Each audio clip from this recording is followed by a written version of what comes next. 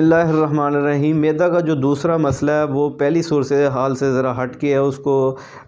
جو ہے جول بکر کہا جاتا ہے کہ بیل کی بھوک ہے، اور یہ جو ہے جول کلب ہے یعنی کتے کی بھوک سے اس کو مشابہت دی گئی ہے، یعنی کہ اس کے اندر بھوک بہت زیادہ محسوس ہوتی ہے، کھانے پینے کے باوجود بھی ہے جو ہرس ختم نہیں ہوتی، لیکن جب کھانا غذا کھا لی جاتی ہے تو میدا کے مقام پہ انتہائی درد محسوس ہوتا ہے، بعض صورتوں میں فم میدا پہ درد محسوس ہوتا ہے۔ اصل میں ہوتا کیا ہے کہ میدا کے اندر جو گیسٹرک جوس پیدا کرتے ہیں وہ اپنی جو لیمٹ ہے اس سے زیادہ ہارمون پیدا ہونا شروع ہو جاتے ہیں، تیزاب پیدا ہونے، جس کو ایسیڈیٹی کا پرابلم بھی کہتے ہیں۔ ایسی صورت میں ہوتا کیا کہ میدے جو عضلات ہیں، مسکولر ٹیشوز ہیں،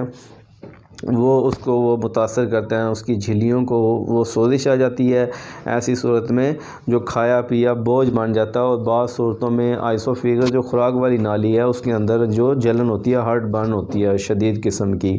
اور بعض دیکھا گیا کہ علامات میں قبض شدید پائی جاتی ہے، ترش ڈھکار بہت زیادہ آتے ہیں، اور بڑے بڑے ڈھکار بہت زیادہ آتے ہیں،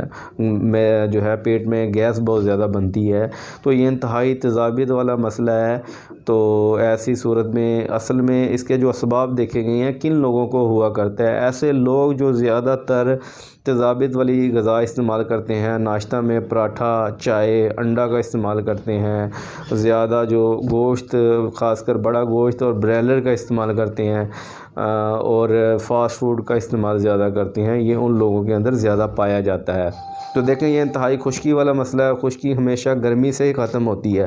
تو ایسی صورت میں جو یہ چیزیں بتائیں ان سے پرہیز کیا جائے، کھانے پینے میں میتھی، ساگ اور پالک، بینگن، چونگا، اس طرح کی گرم جو ہے غذا کا استعمال کیا جائے۔ اور ایک قہوہ میں آپ کو بتا دیتا ہوں، آپ نے اجوین لینی ہے چمچ کا جو چوتھائی حصہ، جنگلی پودینہ آدھی چمچ، اور تیز پات کے 2 یا 3 پتے لے لیں، اس کا قہوہ بنا کے دن میں 3 دفعہ استعمال کریں، انشاءاللہ ایسا مسئلہ جو انتہائی تیزابیت کی وجہ سے ہے تو وہ ٹھیک ہو جائے گا، اور بوجھ محسوس ہو میدا کے اوپر تو ایسی صورت میں نرم غذا کا استعمال کروایا جائے۔ تو اگر میری ویڈیو پسند آئی کائنڈلی لوگوں کے اندر شیئر کریں، میرے چینل کو سبسکرائب کریں اور بیل آئیکن پہ کلک کریں تاکہ میری ہر نئی آنے والی ویڈیو آپ کو نوٹیفیکیشن میں ملتی رہے۔